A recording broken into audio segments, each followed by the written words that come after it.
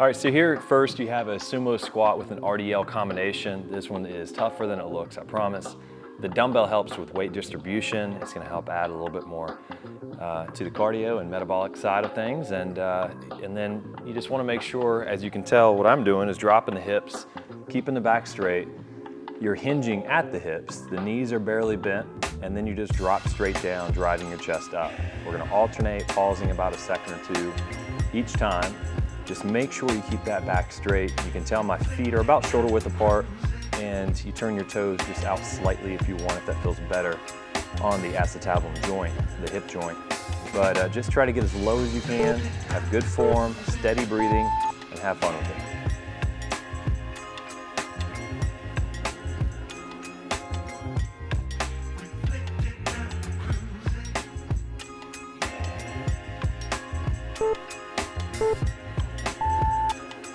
So the single arm snatch is an incredible exercise, but you mix that with a push-up at the bottom and it's a deadly combination. It's gonna burn more calories than you can imagine.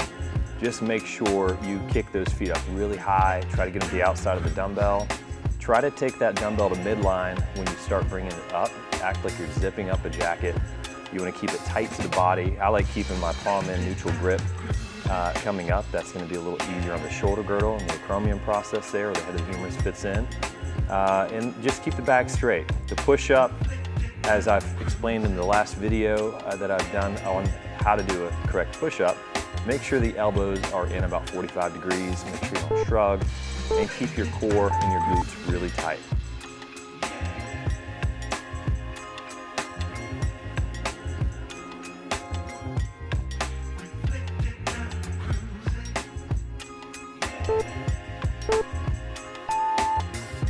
This goblet squat is similar to the first one, except it's a full range of motion squat. Yeah, it's gonna work a little bit different muscle groups. It's really gonna target the glutes, the quads. You're gonna feel some core too. Taking that dumbbell out will help distribute the weight, but it is gonna activate the core, the transverse abdominis, the erectors, and so make sure you keep good form. Keep that back straight, and take that dumbbell out like I'm doing as you go down, and then in as you go up, and get as deep as you can without any pain. Just keep steady form. Try to breathe out on the way up and breathing in on the way down.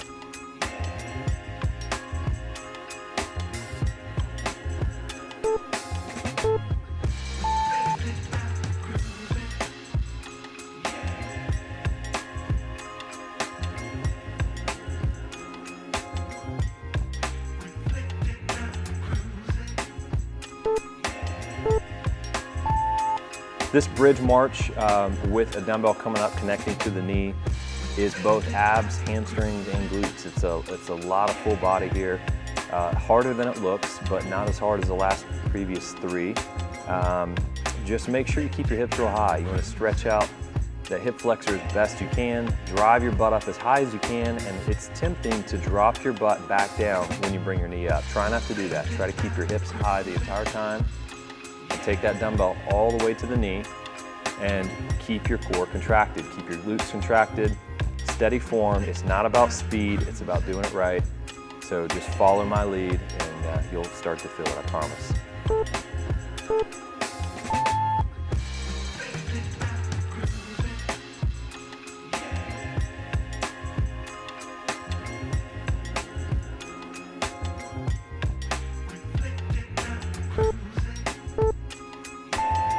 These kick-throughs are really a lot of cardio driven, but you're gonna feel a lot of shoulders, you're gonna feel a lot of chest and a lot of core. So it's another great full body, which is why I put it in here. It's gonna burn a lot of calories. And you just wanna make sure you kick straight out. Try not to kick down towards your other foot. Try to kick out at 90 degrees and drop your butt down nice and low. You wanna get it low but not touching, almost touching. Keep the leg as straight as you can. And just keep that hand below the shoulder when you turn to the side. And when you come back in a neutral centered position, try to get your knees back down. Try not to keep them too high. A lot of people have a tendency of raising those knees going into the next kick. Try to drop back down, take your time, get a neutral position going for a few seconds, and then back into the opposite side.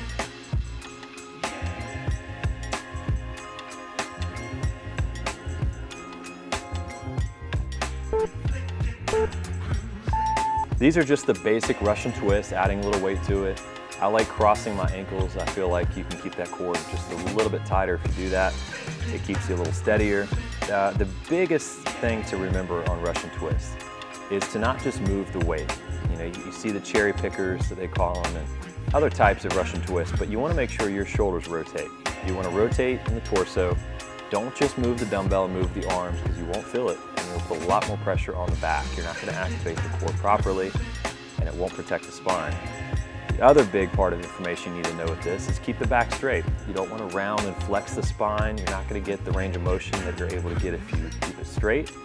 And you're going to put a lot more pressure on those intervertebral discs. So make sure you really rotate good and keep the back straight.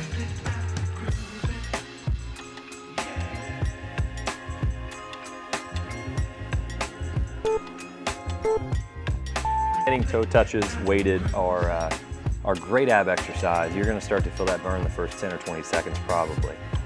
Try to keep the legs as straight as you can. Try to reach up really high. The farther you get your shoulders up off the ground, the more abs you are going to engage, and the flatter your back's going to be. That is going to hit a lot more upper abs, and of course the leg coming up is more the lower abs, just like any ab movement with legs coming in. You want to keep that back as straight as you can, and breathe out on the way up and in on the way down, and contract at the top. Don't go too fast, focus on forward.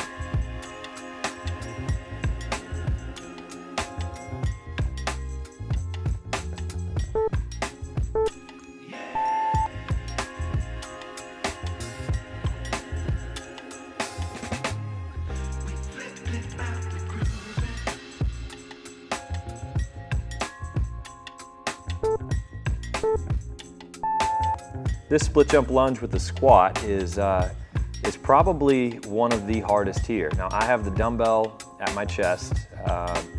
I'm doing kind of a goblet squat with it and keeping it real tight, of course, with my core tight. But feel free to not use the dumbbell. It's just gonna be some added weight there, make it a little tougher.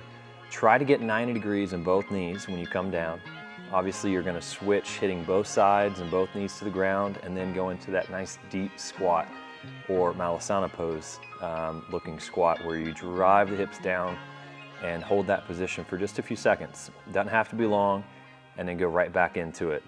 This is a high cardio burnout at the very end, so if you're not breaking a sweat, you will after this.